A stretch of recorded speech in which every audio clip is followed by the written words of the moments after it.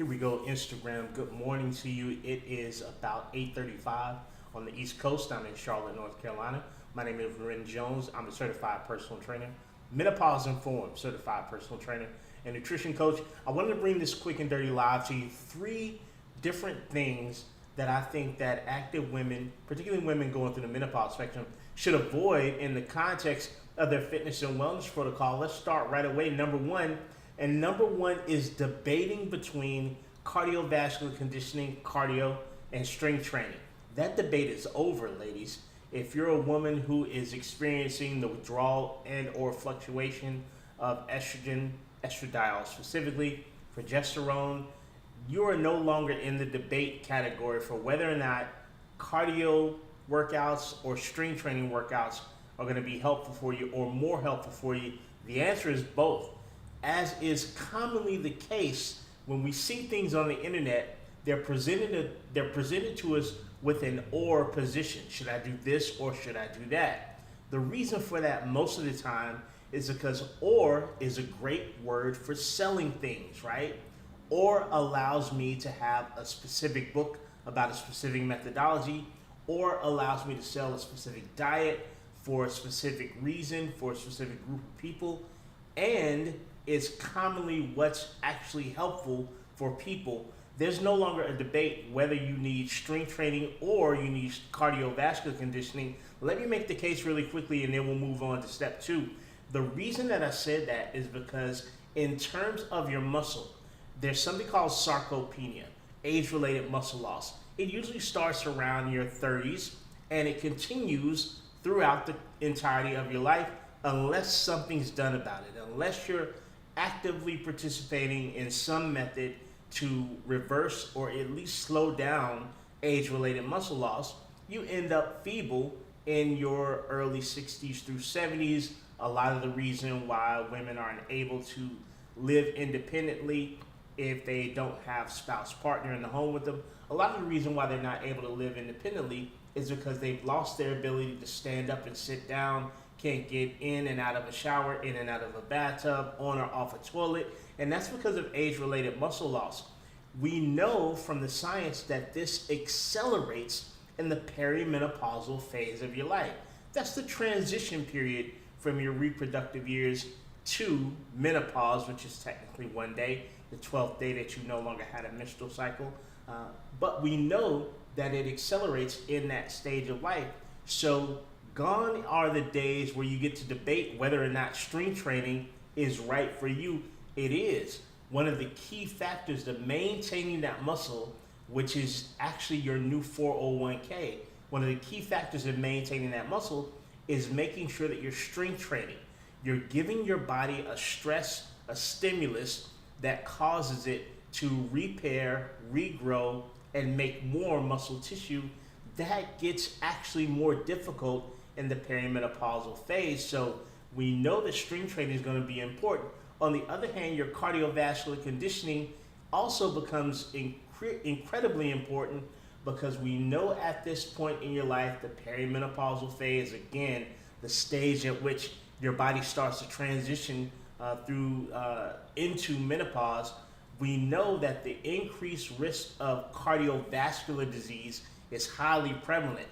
Estrogen as a hormone has been what we call cardioprotective to your body. It's helped your body maintain good cardiovascular health, and as it fluctuates first in perimenopause and then starts to withdraw in postmenopause and flatline, you've got an increased risk of cardiovascular incident.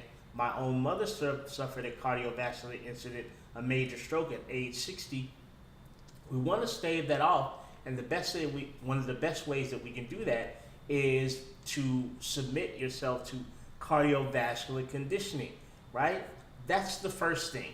The first mistake that I see women make during the menopause spectrum in terms of their fitness and their health is going back and forth between whether or not cardio or strength training is more important and which one to prioritize. The answer quite simply is both. They are both crucially important.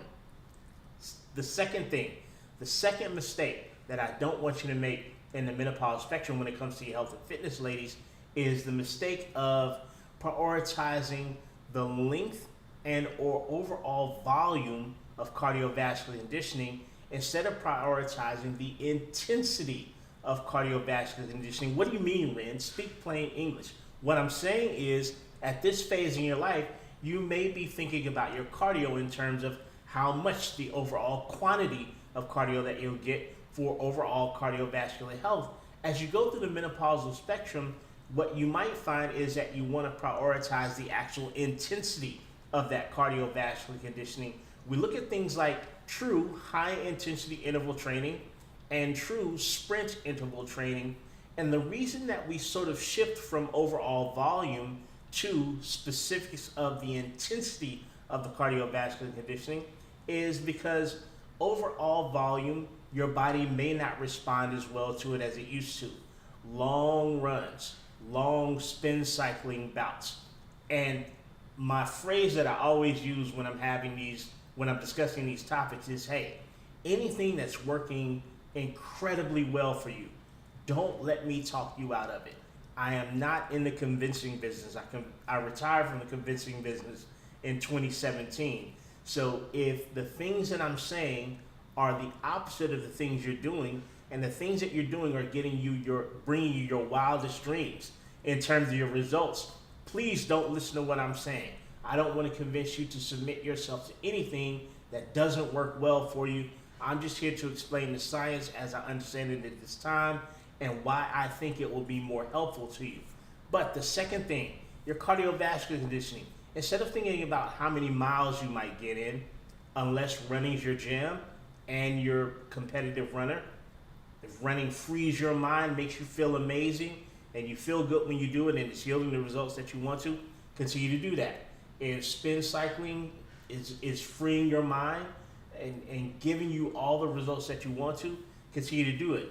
What I run into most often is that the women that hire me aren't experiencing the level of results that they want to get from the things that they've always done. So in that case, here's what I'm suggesting.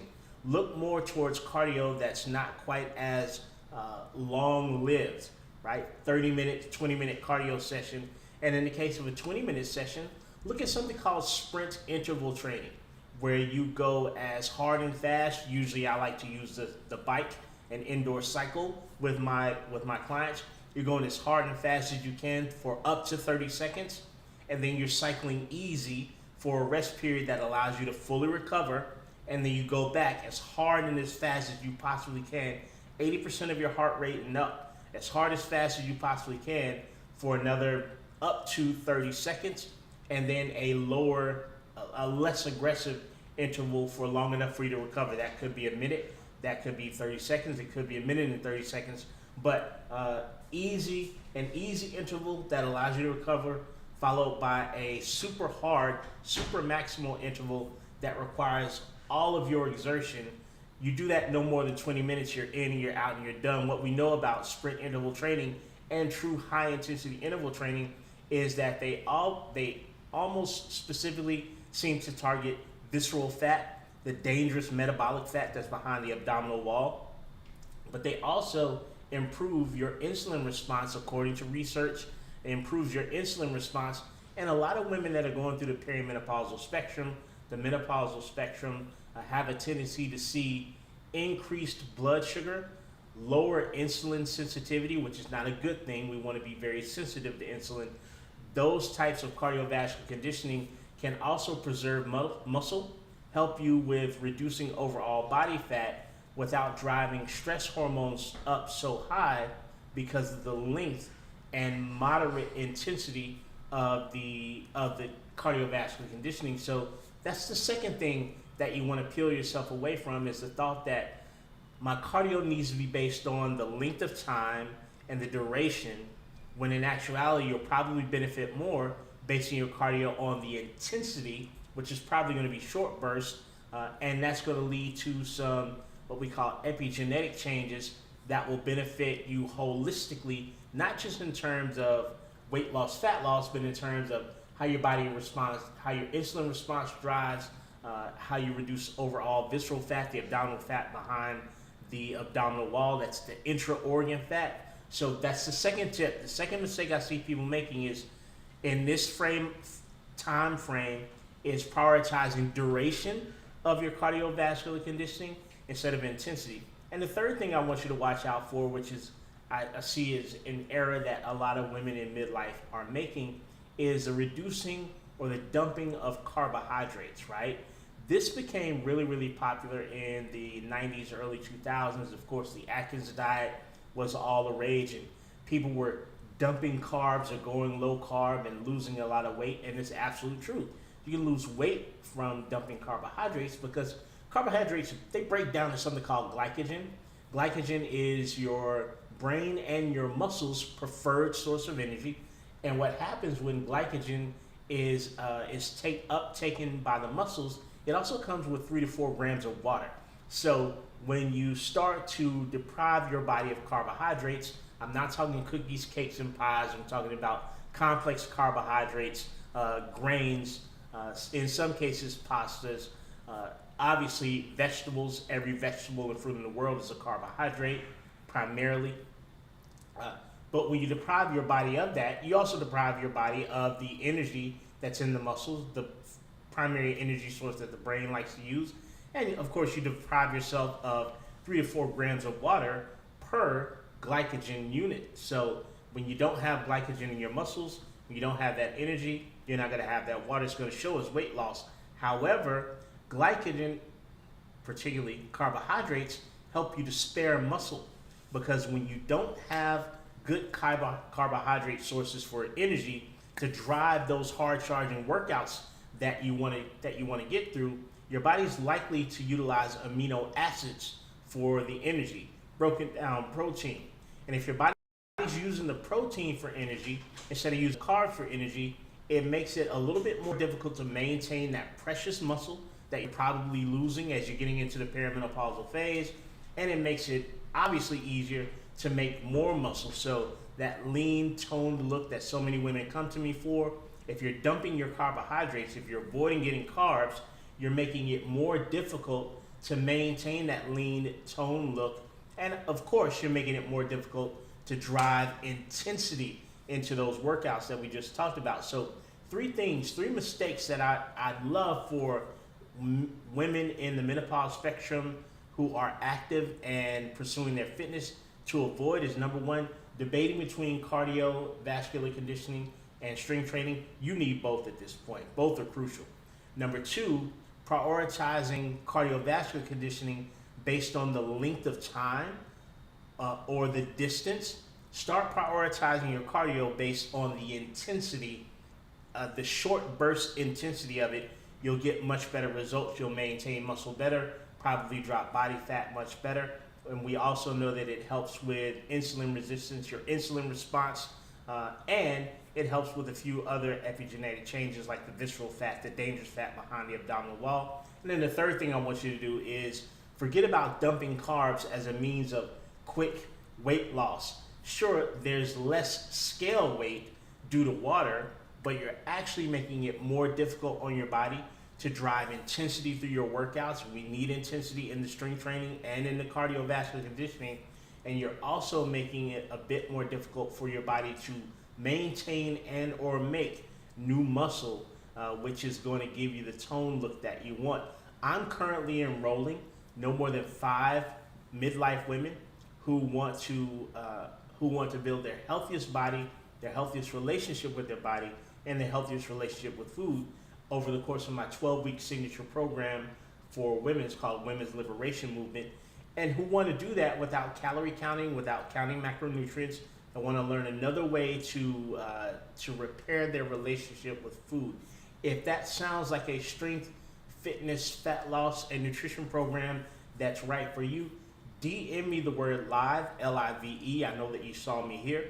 We'll have a quick chat in the DMs and see if my program is the right fit for you. Until tomorrow, let's keep it simple. All right, rest of the internet. I'll see you guys tomorrow.